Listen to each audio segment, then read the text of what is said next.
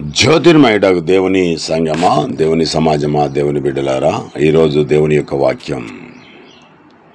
ఈ రోజున మనము ముఖ్యమైన ఒక సందేశాన్ని మనం నేర్చుకుంటున్నాం. అదేమిటంటే పరిశుద్ధాత్మ గూర్చి వివరణ. చాలా ఆసక్తితోనే విని మీ యొక్క విశ్వాసాన్ని పదిలపరుచుకునవలసిందిగా ప్రభు పేరిట మిమ్మల్ని కోరుతున్నాను. ఈనాటి క్రైస్తవం అంతా కూడా భ్రష్టు పట్టిపోయింది. బైబిల్లో దేవుడు తెలియజేసిన విధానం వేరు, వారు ప్రవర్తించే విధానం వేరుగా ఉంది. ప్రియమైన దేవుని బిడ్డలారా, ముగ్గురు దేవుళ్ళ సిద్ధాంతం అని, త్రిత్వ సిద్ధాంతం అని ఒక తప్పుడు బోధన తీసుకొని వచ్చారు. 2000 సంవత్సరాల నుంచి మోత మోగుతా ఉన్నది. ఒక్క దేవుణ్ణి 3 ముక్కలు చేసి పంచుకొని ఇష్టానుసారమైన నరకానికి పోయే పరిస్థితిని తెచ్చుకుంటున్నారు. బైబిల్ గ్రంథం స్పష్టంగా తెలియజేస్తూ ఉన్నది, దేవుడు ఒక్కడే. ఆయన మనకు తండ్రి, ఆయన సృష్టికర్త, ఆయన సర్వంతర్యామి, సర్వజ్ఞుడు, సర్వశక్తివంతుడు, కృపగలిగినవాడు, దయగలిగినవాడు, అన్ని కాలాలలో ఒకే రీతిగా ఉండేవాడు, ఆదియు అంతము లేనివాడు.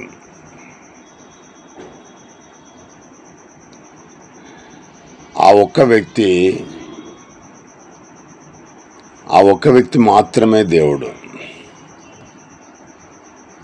ఈ ప్రకృతిని మొత్తం కూడా ఆవల నుండి తయారు చేసినవాడు, సృష్టికి ఆవల నుండి తయారు చేసినవాడు.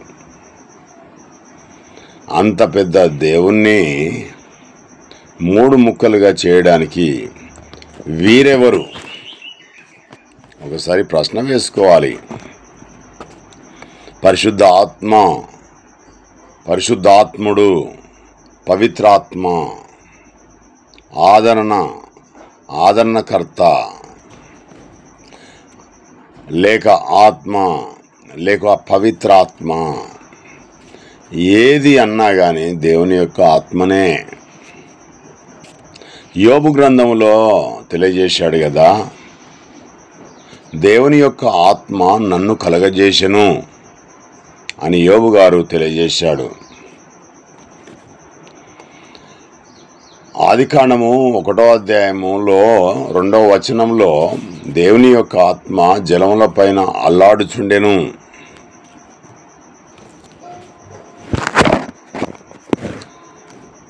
ఈ యొక్క బైబిల్ గ్రంథంలో 66 పుస్తకాల బైబిల్ గ్రంథాన్ని కూడా 42 మంది రాసినా కానీ అందరు కూడా దేవుని యొక్క ప్రేరేపణ, దేవుని యొక్క ఆత్మ వారికి కలుగజేస్తే, ప్రేరేపిస్తే జరిగింది. యేసుక్రీస్తు ప్రభుల వారు కూడా బాప్తిసం తీసుకున్నాడు. ఆయన మీదికి వచ్చింది కూడా పవిత్రమైన ఆత్మ, దేవుని యొక్క ఆత్మ. శాంసోను అనే ఒక వ్యక్తి 1000 మందిని చంపాడు దేవుని యొక్క ఆత్మ వస్తే. దావీదు అనే ఒక వ్యక్తికి దేవుని యొక్క ఆత్మ వస్తే ఒక సింహాన్ని చీల్చాడు.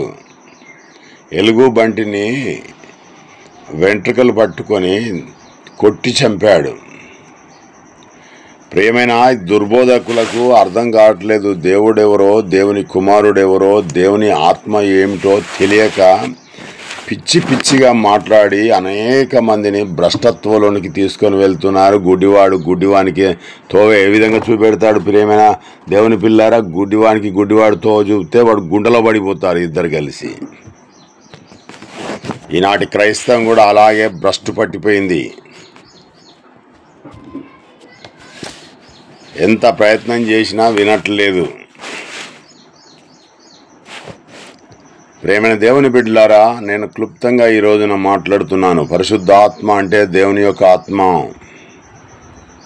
యేసుక్రీస్తు ప్రభు సమరయ స్త్రీతో మాట్లాడుతూ ఏమి చెప్పాడు గ్రహించుచున్నారా? దేవుడు ఆత్మ గనుక ఆయనను ఆరాధించువారు ఆత్మతోనూ సత్యంతోనూ ఆరాధించాలి. దేవుడు నాసిక రంధ్రములలో జీవవాయునూదగా నరుడు జీవాత్మాయను. దేవుని యొక్క ఆత్మ నరుల్లో ఉన్నది. దేవుని యొక్క ఆత్మయే నరుణ్ణి బ్రతికించుచున్నది. దేవుడిచ్చిన ఈ యొక్క దేహం ఏదైతే ఉందో, ఈ దేహంలో ఉన్న ప్రాణం ఏదైతే ఉందో, దేవుడు చేసిన గొప్ప కార్యాలను వర్ణించాలి. నరుని యొక్క ఆత్మ యెహోవా పెట్టిన దీపము. కృతజ్ఞత లేదా దేవుని పట్ల? దేవుడు చేసిన గొప్ప కార్యాల గురించి, ఘనకార్యాల గురించి నువ్వు బ్రతికి ఉన్నావు అని అంటే దేవుణ్ణి మహిమపరచాలి. దేవుడు నీకు ఇచ్చిన ఆత్మ ఏదైతే ఉందో నీలో జీవింపజేస్తుంది. ఒక మనిషిని బ్రతికించడానికి, ఒక మనిషిని చంపడానికి కూడా దేవునికి అధికారం ఉన్నది. నువ్వు ఈ రోజున బ్రతుకుతున్నావంటే దేవుని యొక్క కృపయే. నీవు దేవునికి కృతజ్ఞతాస్తుతులు చెల్లించాలి క్రీస్తు ద్వారా.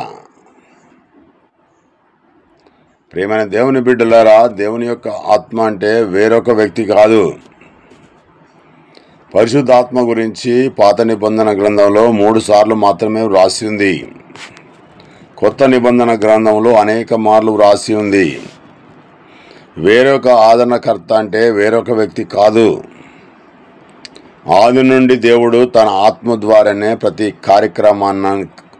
కార్యక్రమాన్ని తన ఇష్టప్రకారంగా జరిగిస్తున్నాడు. పరిశుద్ధాత్మ అంటే 3వ దేవుడని కాదు.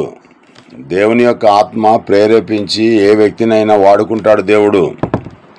వాక్కు అన్నా, వాక్యం అన్నా, మాట అన్నా ఒక్కటే. వేరొక ఆత్మ, వేరొక ఆదరణకర్త అనగానే ఆ మాటను పట్టుకొని ఒక సిద్ధాంతాన్ని తీసుకొని వచ్చారు దుర్బోధకులు ప్రపంచం అంతటా. దానినే 3 దేవుళ్ళ సిద్ధాంతం అని తీసుకొచ్చారు. ఇది తప్పుడు సిద్ధాంతము. ఈనాటి దుర్బోధకులు త్రియేక నామాన్ని కొలుస్తున్నారు. దేవుణ్ణి అవమానపరిచినట్టు ఈ త్రియేక నామం తీసుకొని వస్తే నీకెంత ధైర్యం? 3 నామాలు పెట్టడానికి, 3 పేర్లు పెట్టడానికి నీకెంత ధైర్యం ఎవరిచ్చారు నీకు?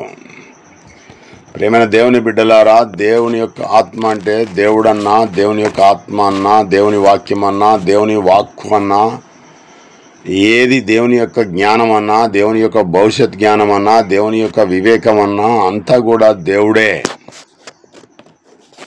సూర్యరశ్మి ఏ విధంగానైతే ప్రతి వారి మీద, ఏ విధంగానైతే ప్రపంచం మొత్తం మీద ఏ విధంగానైతే వెలుగుగా ప్రకాశిస్తుందో, దేవుని యొక్క ఆత్మ కూడా ప్రతి వ్యక్తిలో ఆవరిస్తూ ఉంటుంది. దేవుడు తన పద్ధతి ప్రకారంగా, తన ఇష్ట ప్రకారంగా ఒక వ్యక్తికి ఎక్కువ, ఒక వ్యక్తికి తక్కువగా ఇస్తూ ఉంటాడు ఆత్మను. సాంసోన్కి ఇచ్చిన ఆత్మ యేసుక్రీస్తుకి ఇయ్యలేదు, యేసుక్రీస్తుకున్న ఆత్మ సాంసోన్కి ఇయ్యలేదు. అలాగే గుడారాన్ని కట్టడానికి బెసలేలుకు దేవుడు జ్ఞానం ఇచ్చిండు, అదొక రకమైన ఆత్మ.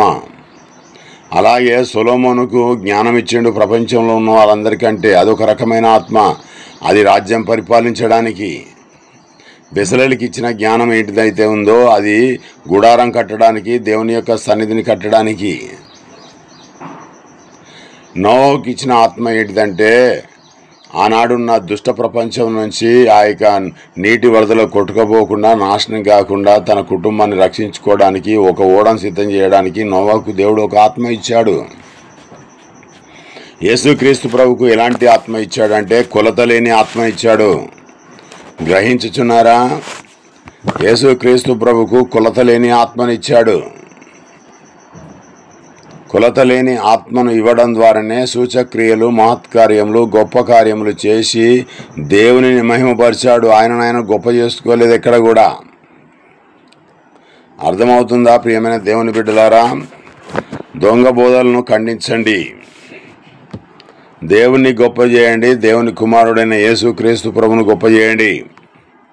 దేవుడికి రక్తమాంసాలు లేవు. దేవుడు నరుడు కాదు, దేవుడు మనిషి కాదు, దేవుడు మానవుడు కాదు, దేవుడు ఈ లోకంలో జీవించేవాడు కాదు. ఆయనకు ఈ యొక్క ఆకాశం మహాకాశాలే పట్టవు, ఈ భూమి ఎంత, నువ్వు కట్టే ఆలయం ఎంత. ప్రతి వాణి హృదయంలో దేవుడు నివసిస్తాడు. ప్రియమైన దేవుని బిడ్డలారా, ఆది యందు వాక్యం ఉండెను, వాక్యము దేవుని యొద్ద ఉండెను, ఆది యందు ఆయన దేవుని యొద్ద ఉండెను, ఆయనలో జీవం ఉండెను అనగానే ఆ వాక్యము యేసుక్రీస్తు అని ఒక తప్పుడు బోధను తీసుకొని వచ్చారు. వాక్యము దేవుని యొద్ద ఉన్నది అంటే దేవుని యొద్ద దేవుడు ఉన్నాడా? పిచ్చి పిచ్చి మాటలు మాట్లాడుతూ ఉన్నారు. దేవుని యొద్ద దేవుడు ఉంటాడా? వాక్యము అంటే దేవుడు. ఇప్పుడు నేను మాట్లాడుతూ ఉన్నాను, నా నోటి నుంచి వచ్చే మాట ఏదైతే ఉందో అది నా మాట. దేవుని యొద్ద ఉన్న మాట ఏదైతే ఉందో దేవుని మాట. ఆయన మాట సెలవీయగా ఆ ప్రకారం ఆయను 33వ అధ్యాయం 6వ వచనము కీర్తనకారుడు తెలియజేస్తూ ఉన్నాడు. దేవుడు మాట సెలవిస్తే సర్వ ప్రపంచములు కలిగినవి లేనివి ఉన్నట్టుగా పిలుస్తాడు దేవుడు. అర్థమవుతుందా? దేవుడు భవిష్యత్ జ్ఞాని. ఏ కాలంలో ఎవరిని పుట్టించాలనో ఎవరిని చంపాలనో ఆయన ఇష్టం. దేవుణ్ణి యేసుక్రీస్తు ప్రభుని దేవుడు ఈ సృష్టి అంతా జరిగిన తర్వాత ఆయన కాలంలో అంటే దాదాపు క్రీస్తు పూర్వం 2000 సంవత్సరాల క్రితము దేవుడు యేసుక్రీస్తును పుట్టించాలని ఆయన గ్రంథంలో రాసుకున్నాడు. అదే ప్రకారంగా 2000 సంవత్సరాల క్రితం పుట్టించాడు. అదేవిధంగా 6000 సంవత్సరాల క్రితం ఆదామును పుట్టించాడు. అదేవిధంగా నిన్ను నన్ను కూడా 2025వ సంవత్సరంలో జీవింపజేస్తున్నాడు. మన వెనక ఇంకా ఎన్ని తరాలు అయితే ఉన్నాయో ఆ తరాలన్నీ వాళ్ళ కాలంలో పుట్టిస్తాడు, వాళ్ళ కాలంలో చంపేస్తాడు. ఒక మనిషిని జీవింపజేసేది, ఒక మనిషిని బ్రతికించేది దేవుడే. దేవుని పక్కకు ఇంకొక దేవుణ్ణి, ఆ దేవుని పక్కకు ఇంకొక దేవుని పెట్టి ఎన్ని కోట్లు దేవతలు పెడతారా మీరు? ఒకసారి ఆలోచన చేసుకోండి. మీరు భయంకరమైన సత్యాన్ని నేను బోధిస్తున్నాను. దేవుని యొక్క వాక్యాన్ని అసత్యానిగా మారిస్తే చాలా పాపం. అది దుర్బోధలను ఖండించండి. దేవుడే ప్రతి వ్యక్తికి భక్తునికి వాక్శక్తి అనుగ్రహిస్తాడు. తన అవసరాన్ని బట్టి. పరిశుద్ధాత్మ అనేది ఒక వ్యక్తి కాదు, ఒక దేవుడు కాదు, ముగ్గురు దేవుళ్ళు కాదు, దేవుడు ఒక్కడే. ఆదికాండం నుంచి ప్రకటన గ్రంథం వరకు ఒకే ఒక్క దేవుని యొక్క ఆత్మ ద్వారానే దేవుడు కార్యాలు జరిగిస్తూ వస్తూ ఉన్నాడు.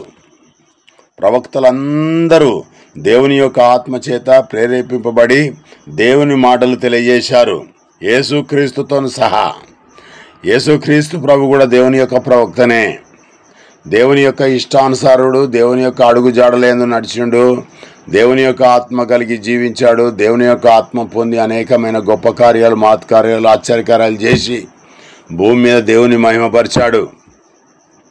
యేసుక్రీస్తు ప్రభు పునరుత్థానమై తిరిగి లేచిన తర్వాత, దేవుడు ఆయనను లేపిన తర్వాత మగ్దలేనే మరియతోని మాట్లాడుతున్నాడు కదా, నీ దేవుడును నా దేవుడునైనా తండ్రి యొద్దకు ఎక్కిపోచున్నాను అంటాడు.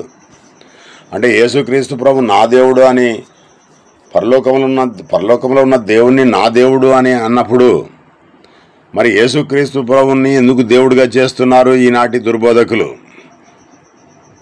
మగ్దలేన మరియతో చెప్పిన మాట అర్థం కావట్లేదా? దేవుడు నాకు చెప్పిన మాటలే నేను తెలియజేస్తాను అనేక మార్లు చెప్పాడు.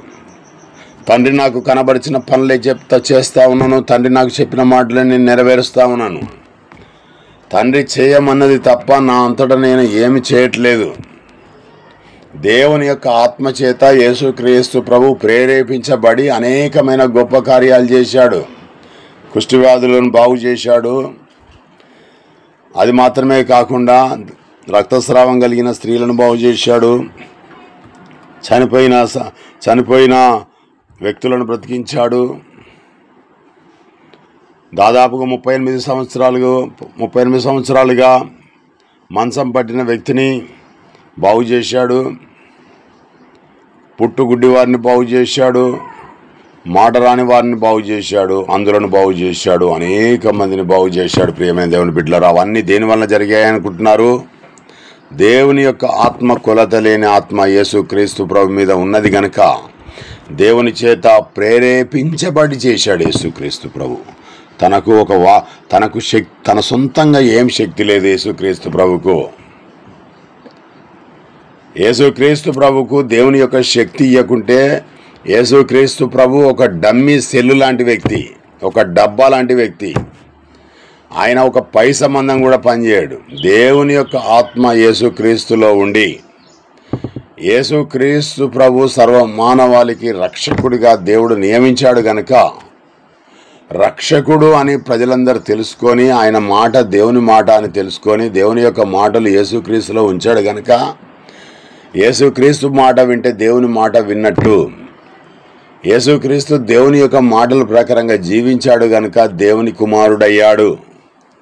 అది కూడా ఆయన బ్రతుకున్న కాలంలో దేవుడి కుమారుడు అనబడ్డాడు. ఆయన చనిపోయి సమాధి చేసి తిరిగి దేవుడు ఆయన లేపిన తర్వాత దేవుని కుమారుడయ్యాడు.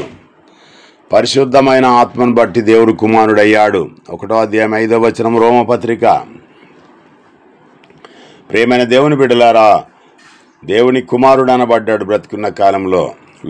లూకా రాసిన సువార్తలో 1వ అధ్యాయంలో ఈ విషయం ఉంటుంది. ఆయన బ్రతికున్న కాలంలో దేవుడి కుమారుడు అనబడ్డాడు. ఆయన చనిపోయి తిరిగి లేచిన తర్వాత దేవుని కుమారుడయ్యాడు. ప్రియమైన దేవుని బిడ్డలారా, అనేకమైన దుర్బోధలు, గాలికి కొట్టుకొని పోయే పొట్టులాగా ఎగురుతూ ఉన్నాయి. ఆకాశం అంతా ఎగురుతున్నాయి. ధనం సంపాదించుకుంటున్నారు, ఆస్తులు సంపాదించుకున్నారు, బిల్డింగ్లు సంపాదించుకుంటున్నారు, పదవులు సంపాదించుకుంటున్నారు. దేవుని యొద్ద లెక్క చెప్పాలి. నిజమైన బోధ చేసేవానికి ఏ సహకారం లేదు. ఇంకా రాళ్ల దెబ్బలే తాకుతూ ఉన్నాయి. అలాంటి దుర్బోధకులు ఉన్నంత కాలము మనకు శ్రమలే. నిజమైన బోధను అంగీకరించండి, ఆస్వాదించండి, అనుసరించండి, మేలులు పొందండి, దేవుని యొక్క కృపను పొందండి, దేవుడిచ్చే నిత్య జీవాన్ని పొందండి. నీకు మేలు జరిగినా, నీకు కీడు జరిగినా నీవేం చేయాలంటే, దేవునికిను ప్రజలకును నరులకును మధ్యవర్తి ఒక యేసుక్రీస్తు ప్రభును దేవుడు నియమించాడు గనుక, నీ కుటుంబంలో కానీ, నీకు కానీ, నీ రాజ్యంలో కానీ, నీ దేశంలో కానీ ఏ రకంగానైనా కీడు జరిగినా మేలు జరిగినా మనందరికీ ప్రభుగా యేసుక్రీస్తు ప్రభును దేవుడు నియమించాడు గనుక, ప్రభు అయిన యేసుక్రీస్తు నామం పేరిట దేవునికి కృతజ్ఞతాస్తుతులు చెల్లించమని 3వ అధ్యాయం కొలస్సీయులకు రాసిన పత్రికలో ఉన్నది. మీరు ఇవన్నీ గమనించి పరిశుద్ధాత్మ ఎవరు, దేవుడెవరు తెలుసుకొని నిత్య సత్యంలో ఉండి సత్యాన్ని వెంబడిస్తూ క్రీస్తు కలిగిన మనసు కలిగి ఈ లోకంలో పరిశుద్ధమైన పవిత్రమైన జీవితం జీవించి అపోస్తులుడైన పౌలు గారు చెప్పినట్టుగా మంచి పోరాడాలని కోరుతూ ఈ కొద్ది మాటలు నేను ఇంతటితో ముగిస్తున్నాను. ఈ మాటలు దేవుడు దీవించుగాక. చిన్న ప్రార్థన చేసుకొని ఈ కార్యక్రమాన్ని ముగిద్దాం. మహాపరిశుద్ధుడైన మా ప్రియ పరలోకపు తండ్రి, మీరు ఏదైతే నా హృదయంలో ఉంచారో ఆ మాటలన్నీ పిల్లలకు తెలియజేశాను. ఆ మాటల ప్రకారంగా తండ్రి వినటకు తండ్రి వారికి శక్తిని అనుగ్రహించమని, తండ్రి వారు ఈ లోకంలో ఉన్నదంతా ఈ లోకాశ, నేత్రాశ, జీవటంబం మాత్రమే. వాటన్నిటిని కూడా క్రీస్తు జయించి నీ కుడిపార్శ్వమున కూర్చున్న ప్రకారము తండ్రి, నీ బిడ్డలమైన మేము కూడా తండ్రి వాక్యం పెట్టిన ప్రతి వారు కూడా తండ్రి వాక్యాన్ని సర్వసత్యాన్ని విని వాటి ప్రకారంగా జీవించి నీవిచ్చిన నిత్య రాజ్యానికి స్వాధీనపరుచుకునే గొప్ప కృపను దయచేయమని తండ్రి, ఎవరైతే తల ఉంచిన ప్రతి వారి మీద నీ ఆత్మను కుమ్మరించి వారికి కావాల్సిన అవసరతలన్నీ తండ్రి నీ యొక్క కృపలో భద్రపరిచి వారికి కావాల్సిన అవసరతలన్నీ క్రీస్తు ద్వారా సమస్తను దయచేయమని మా ప్రభువును మీ ప్రియకుమారుడు నజరేయుడైన యేసుక్రీస్తు దివ్యనామమున అడిగి వేడుకొని ప్రార్థిస్తున్నాం మా ప్రియ పరలోకపు తండ్రి. ఆమేన్. తండ్రి అయిన దేవుని యొక్క ప్రేమ, కుమారుడైన యేసుక్రీస్తు ప్రభు కృప, పరిశుద్ధాత్మ యొక్క అన్య సహవాసము తల వంచిన ప్రతి వారి మీదను, సమస్త పరిశుద్ధులందరి మీదను, నా మీదను, నా కుటుంబం మీద ఉండుగాక. ఆమేన్.